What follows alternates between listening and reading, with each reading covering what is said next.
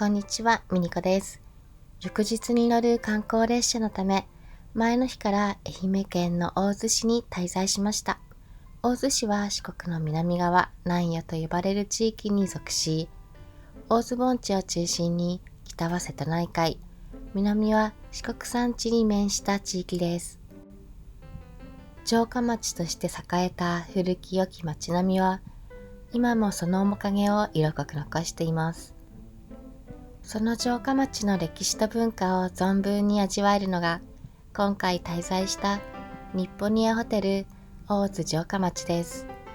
分散型ホテルといって、町の中に溶け込むように分かれてお部屋が点在しています。訪れる人がおのずと町を回遊することで、地元の人や町の文化に触れ合う時間を生み出します。日本ニアホテル大津城下町さんは、なんとチェックアウトは12時、さらにクラブラウンジにあるドリンクやお部屋の冷蔵庫のドリンクが無料なのですが、その内容がさらに驚きなのです。また、スタッフさんの心配りやホスピタリティも最高でしたので、ぜひ動画でその素晴らしさを感じていただけたら嬉しいです。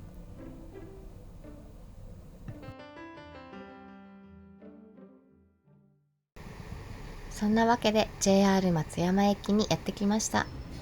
2024年9月29日に新しい駅舎がオープンしました。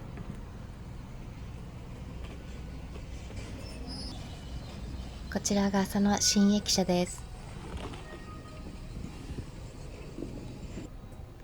改札口の位置をまず確認してから、段々通りをぶらつきます。やはりここにも蛇口からみかんジュースがあります。そしてセブンにはみきゃんたちがたくさんいます。そしてコインで飲める日本酒シーンもありました。改札側には待合室があります。海を見ながらのんびり各駅停車の列車で向かうと2時間近くかかりますが、行きは特急でビュンと38分で JR 伊予大洲駅に到着です。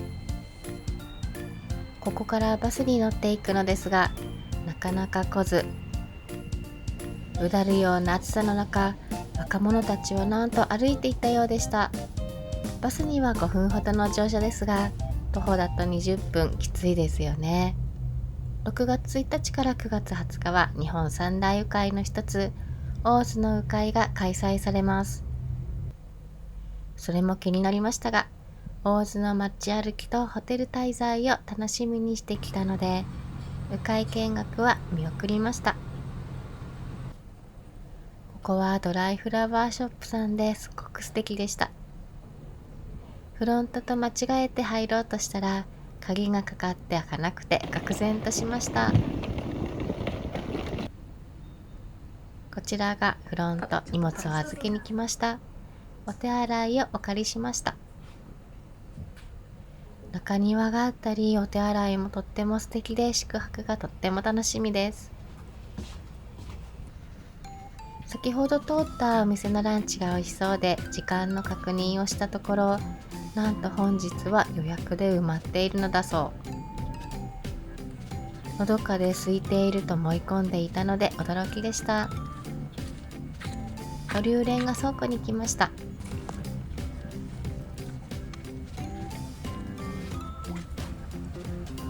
こちらは臥龍醸造さん。ここに入るのはもう決めているのですが、フード系があるのかどうかちょっと心配になったんですが、奥にあるパン屋さんで購入したパンやピザを店内で食べることができるそうなんです。臥龍醸造さんでのフード系はおつまみ系とのことだったので、まずはこちらでお買い物。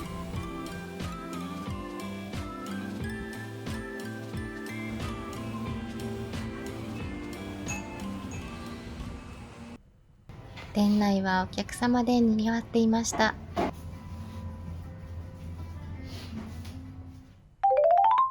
パンを買い求めブルワリーに戻ります。3種飲み比べにすることは早々に決めたのですが、たくさんあってどれにするかかなり迷いました。注文会計後、2階の好きな席で運ばれてくるのを待ちます。かなり素敵な空間が広がっていて驚きが隠せません。100年以上前に絹糸工場の卵倉庫として建てられたそうです。こちらが3種の見比べです。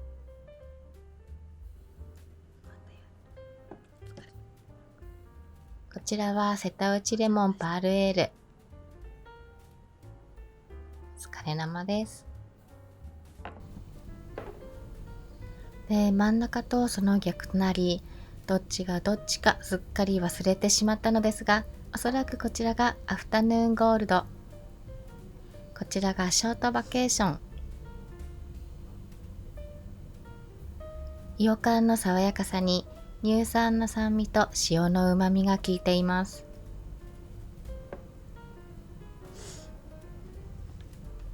お隣のパン屋さんで購入したパンを食べたいと思います。ピザも食べられるのすごく魅力的でしたが、この後割と早い時間に居酒屋さんを予約しているので、おとなしくパンにしておきました。ビールと一緒に食べることを店の方に伝えたところ、この炙りサーモン&オニオンをおすすめいただきました。カンパーニュにチーズソース、スモークサーモン、マリネした玉ねぎ、レモンスライスが乗っているレモン風味のまさにおつまみタルティーヌ。すごく美味しいです。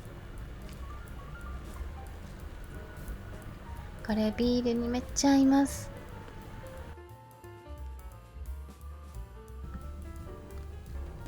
この瀬戸内レモンパールエールは瀬戸内レモンの酸味とレモングラスが軽やかな飲み口のビール。次におまけでいただいたこちら、どんなパンか説明いただきましたが、すっかり失念ですみません。めちゃめちゃ美味しいです。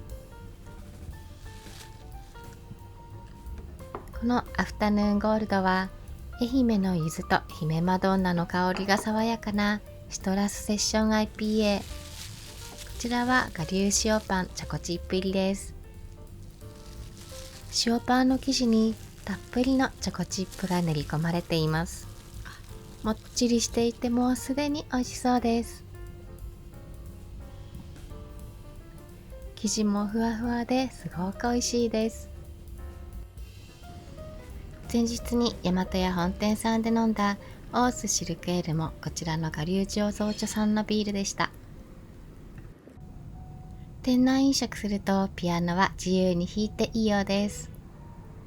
このフランス窓も素敵でした。ポコペン横丁に来ました。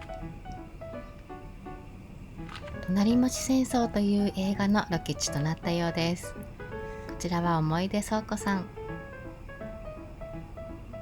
さっきの隣町戦争は2007年に公開された江口洋介さん主演の映画。昭和レトロな看板が楽しいエリアでした。ほんとあちこちに点在しています。こちらの1階のコーヒースタンドもとっても気になります。お花班や東京ラブストーリーなど過去さまざまなドラマや映画のロケ地となっています。次は我流山荘を目指します。どちらに行ってもいいらしいです。こちらはカフェやショップが並ぶ通り。こういう佇まいが好きです。こちらにも日暮里屋を発見。ここから見える山は富士山らしいです。肱川流域随一の景勝地、我流淵に臨むここ我流山荘。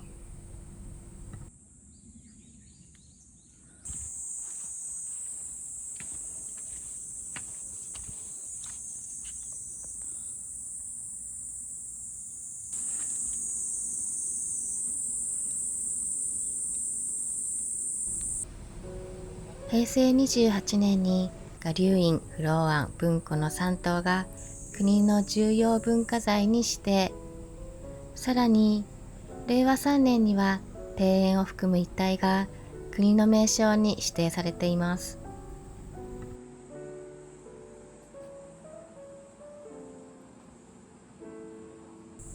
2011年にはミシュラングリーンガイドジャポンの一つ星を獲得。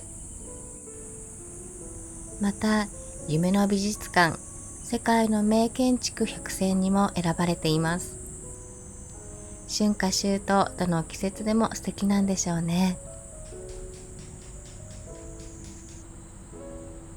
茶の湯文化を守るために作られた山荘は、日本の美が宿るすき家建築の傑作です。肱川の絶景を眺めながらのんびりしていました。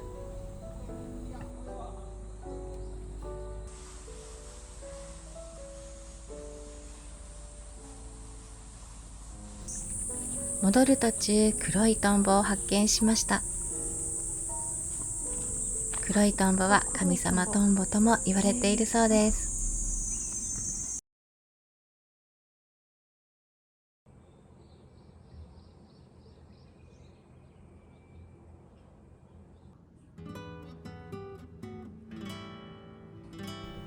チェックインのお客様でこの辺りのテーブルはすでに埋まっていたので、私はこちらの席にてチェックイン手続きを行いました。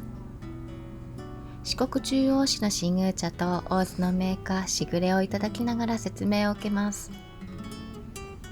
公式ホームページからの予約特典でジャムをいただきました。途中ラウンジに立ち寄り、さらっと説明を受けてお部屋へ。フロントから徒歩1分ほどの雪棟が本日の私の後ろです。庭の木や建物についての遠隔のご説明が親切丁寧で温かみがありました。預けていたスーツケースはお部屋にすでに運ばれていました。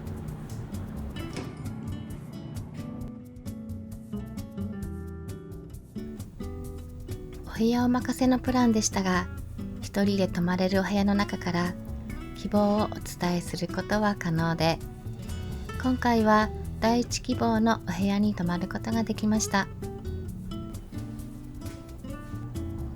近代の大津産業を支えた今岡製紙創設者の邸宅とされている建物を再生しています。こちらはお手洗い。歴史ある建物を再生し、中は使いやすく整っています。水回りがまた素敵でした。大きな鏡やスタイリッシュな小物たちでまとめられた洗面コーナー。陶器の洗面台の真ん中には白鷺でしょうか、描かれていて和ませてくれます。アメニティが一つ一つ箱に入っています。こちらは日本盛りという酒蔵発のスキンケア。酒造の蔵元でしか手に入らない米由来成分を配合している米ぬかし用のスキンケアです。クレンジング、フェイスウォッシュ、ローション、乳液。アメニティはこちらの通りです。このボディタオル、環境に優しい自然素材との記載通りすごく柔らかです。そして歯ブラシセット。洗面ボウルの右側には素敵なグラスにタオルが3種とドライヤ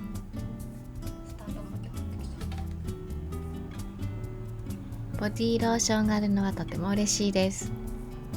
タオルハンガー、バスケット、そして脱衣所用のエアコン。扉の先はお風呂です。こちらにもタオル掛けやフックにリモコン。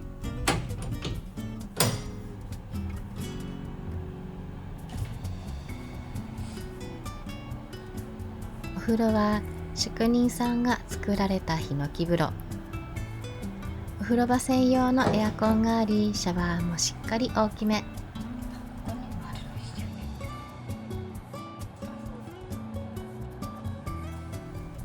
アメニティは日本ニアさんのオリジナルブランドのようです。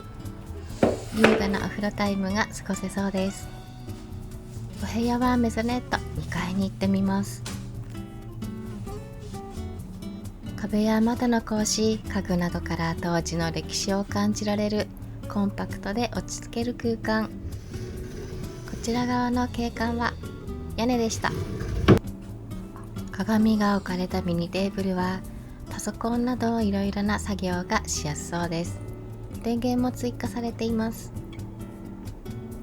ティッシュに鏡に可愛いランプがあります。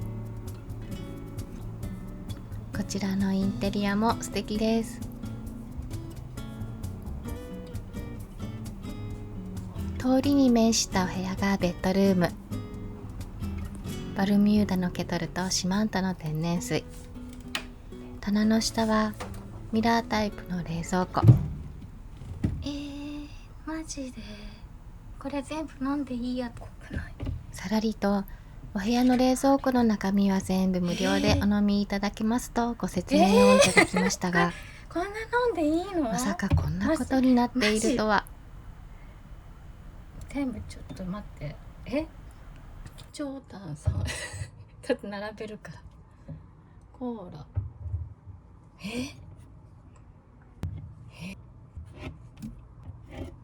見る、ちょっとこれプラス水。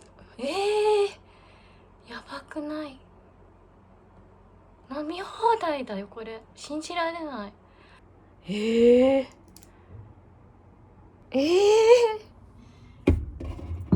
信じられません。やば。これ何？これは白ワイン。さっきのやばくない？これ日本酒。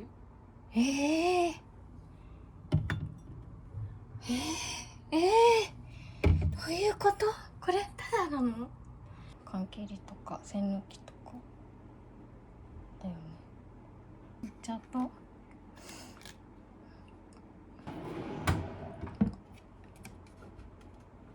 そしてなんか本がある。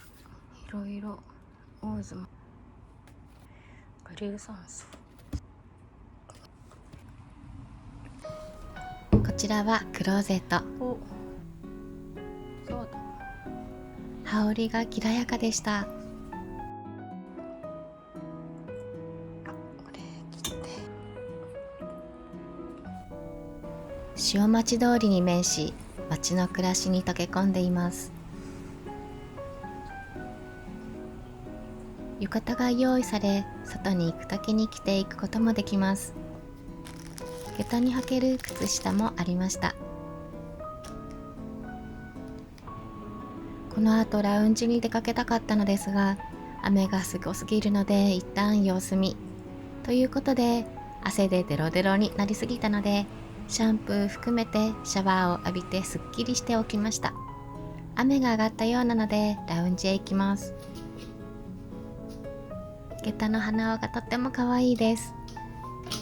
このお部屋がいいなと思った理由の一つに、外のドアとお部屋のドアの間にこのお部屋だけのこの空間があったことです。それによって戸建てのような感覚も味わうことができます。この梅の古木はかつて宮内省から贈られたようです。通りからもさらに奥まっているので本当に静かです。壁には大洲産の生糸を使った掛け軸が飾られています。先ほどのフロント棟の裏手あたりに宿泊者専用のクラブラウンジがあります。クラブラウンジは宿泊者限定ですが、お庭に関しては一般開放する時間帯もあるようです。スタッフさんに一度案内されていますが、その時は冷蔵庫の中までは見ていないので楽しみすぎます。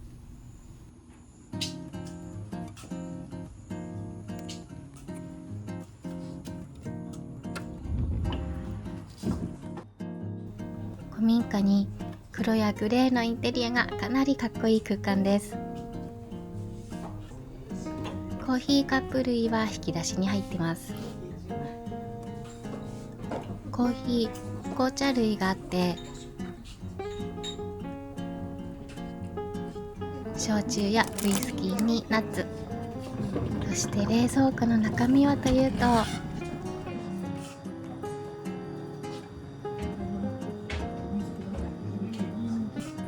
ビールは普段あまり目にしない銘柄です。下の段はどうなってるんでしょうか。日本酒とソフトドリンクがこんなにも入っています。このビール飲んでみたいんですが、1本ここで1人で開ける自信がないです。なのでやはりスパークリングワインにします。というかこれもさらりと良いもののようでした。これはシャルル・ド・カザノーブというフランスのもので、小売価格としては8000円台のようでした。編集している間くぐって分かったのですが、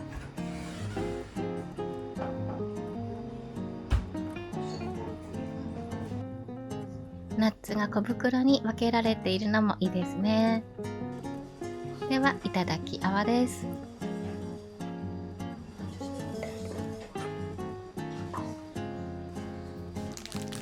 そういえばこの間友人とバー巡りをしてきたのですが、こうしたナッツや柿の種、おかきなどのおつまみが3種それぞれ素敵な瓶に入れられて、お通しのように提供されて嬉しかったです。お気に入りの瓶を買って今度家でもまねっこするつもりです。クラブラウンジ最高でした。夜にまた来たいと思います。5時半から居酒屋さんを予約しているので急いで戻ってきました。この引き手がまた凝っていて素敵なのです。雪棟にはこのように4つのお部屋があって、私は804号室。この左のスペースは店舗募集だったような気がします。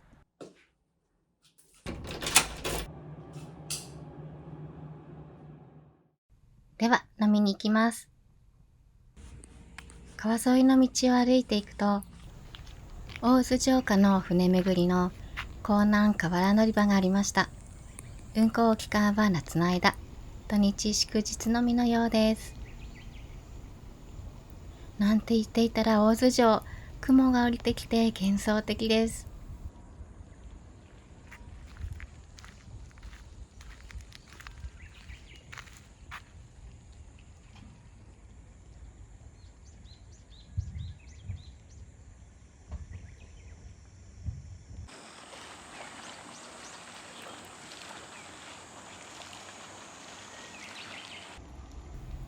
しばらく立ち去りがたかったです。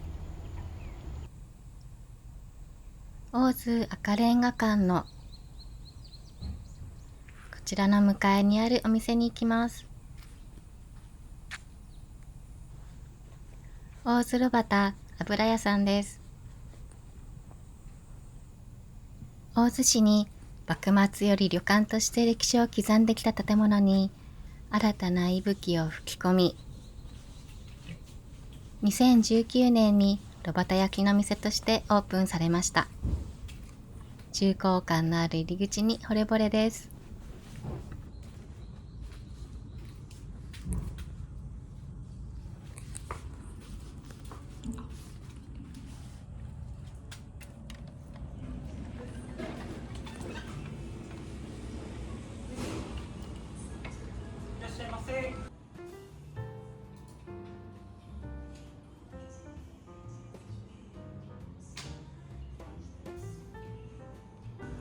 メニューには英語表記やローマ字表記があり、外国人観光客の多さが伺えます。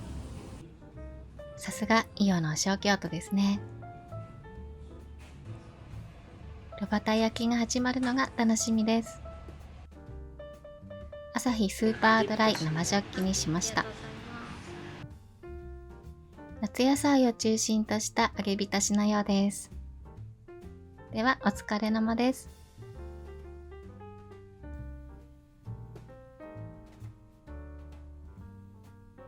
では早速いただきます。味がしみしみで美味しいです。ビールが進みます。こちらは愛媛鮮魚のカルパッチョ。この日の鮮魚はタイです。おすすめを伺い、いくつか教えていただいたうちの一つです。身がプリプリしてすっごく美味しいです。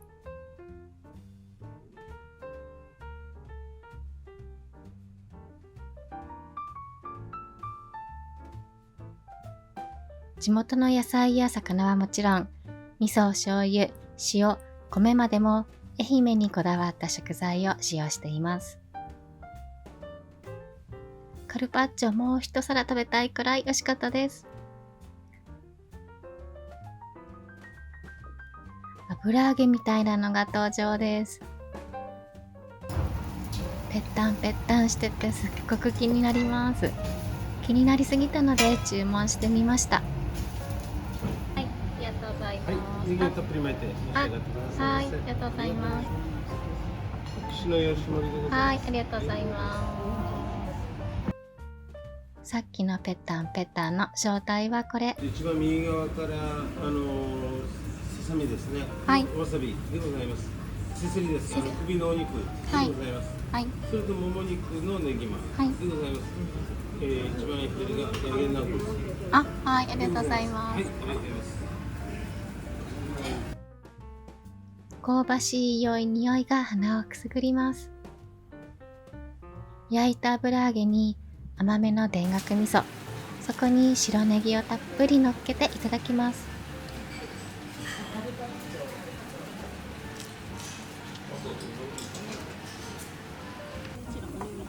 日本酒を注文しました。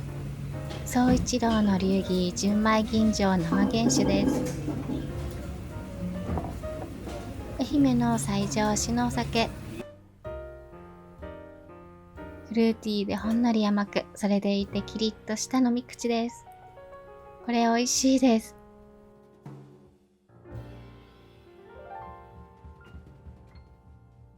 美味しいわさびがいいアクセントになっています。せせりは肉汁たっぷりで濃厚な旨味です。2階には団体さんがいらしていて、炉端で焼く焼き物も増えてきて、それもまた完璧です。カリッとした油揚げの食感に、味噌と白ネギの風味がかなりの好相性でやみつきになる味。ネギたっぷり最高。おーすいいですね。来てよかったです。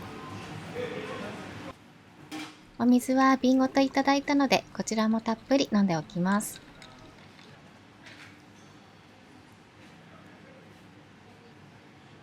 目の前で焼きたてのネギマ、肉汁あふれて優勝。炉端焼きの眺めもいい当てになっています。窓からは大洲城も見えるらしいのです。こちらは焼き玉ねぎ。熱々の証拠、湯気見えますでしょうか。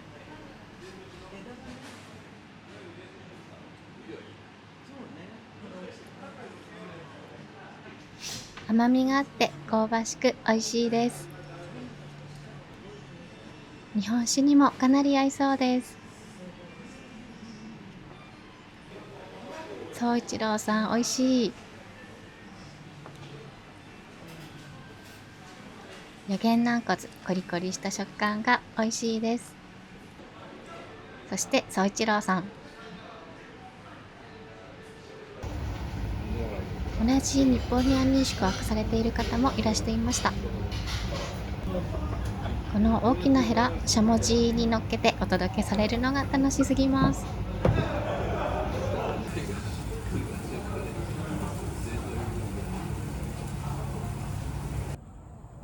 どれも美味しかったです。ごちそうさまでした。まだまだ明るい、のんびり帰ります。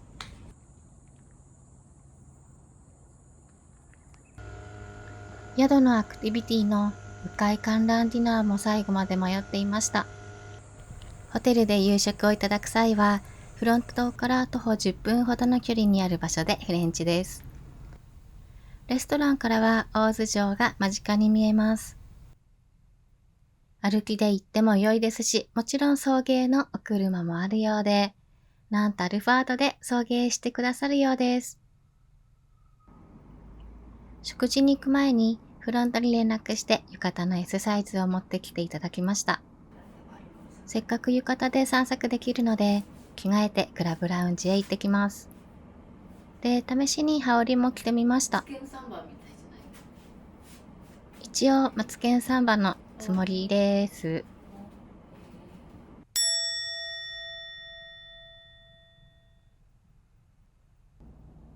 もちろん暑いので羽織は着ません。帯の結び方がいまいちうまくいきませんが、まあよしとしましょう。夜の梅の木も素敵です。ただいま8時。日中の暑さの名残でまだまだ暑いです。真っ暗じゃなくてまだ薄明るい感じ。さりげない程度の照明の明かりが情緒たっぷりです。冷蔵庫の中身をチェック。やっぱりスパークリングワインを選びました。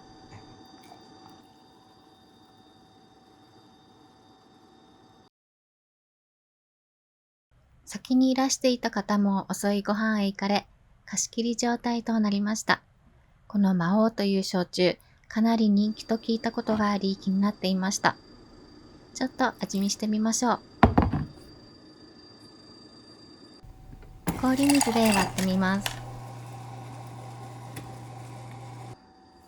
スパークリングワインと和らぎ水のようですが、ではなく焼酎の水割り。水の量が多くて魔王自体の味がよくわからんかったです。ってことで魔王だけをちょっと入れて少し飲んでみます。芋だ。美味しいような気もするんですが、やっぱりスパークリングワインが好みかなと思いました。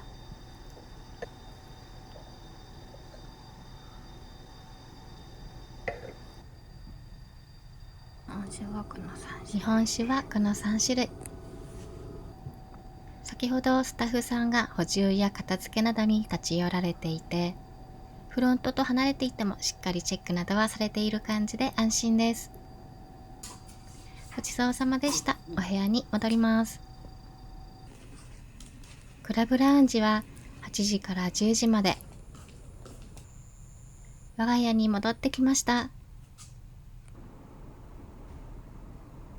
なぜかつい開けたくなってしまうんですよね。酔いざましにみかんジュースをいただきます。もう見た目から濃くって美味しそう。てか美味しいです。お風呂にお湯を張ります。英語表記もあります。マニュアル通りにセット。ヒノキの香りが癒されるお風呂です。お風呂場にも専用エアコンがあるので快適そのものです。いいお湯でした。お風呂上がり白ワインをいただきます。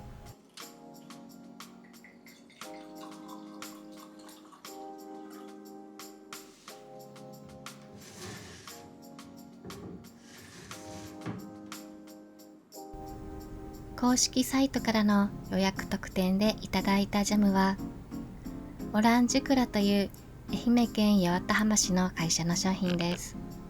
愛媛をいっぱい知ることができて嬉しいです。もっと寝室も堪能しなくてはです。ということでベッドに横になって本を眺めております。ひょうたんのような形のランプが両サイドにあって、どちらも手元のスイッチが利用できます。ではおやすみなさい。おはようございます。今日は観光列車伊予灘物語に乗ります。お食事がつくので、ホテルで朝食を食べてしまうとあまりお腹が空かないかなと思い、今回は素泊まりにしています。昨夜の白ワインいっぱい残っててちょっともったいないです。もったいないんですが、持ち帰りは NG なので中途半端にしてごめんなさいです。昨日のパン屋さんで日本にや宿泊者限定のお得なパスを使いパンを一ついただいていました。そのパンとジンジャーエールで朝ごはんにします。ではいただきます。美味しくて飛ぶかと思った。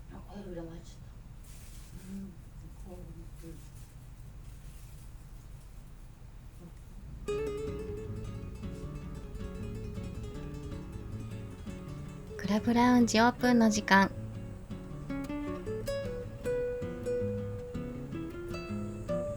この雪棟の1階には気になっていた川久保コーヒーさんがあります。ここです。佇まいがとっても素敵でおしゃれです。クラブラウンジでコーヒー飲むの楽しみにしていました。だからさっきはジンジャーエールにしたんです。クラブラウンジ左手側にもお部屋があります。外国人の方が宿泊されていました。緑がとっても綺麗です。この席では喫煙が可能なようです。灰皿がありますね。お手洗いにお邪魔します。予想通りのおしゃれさでした。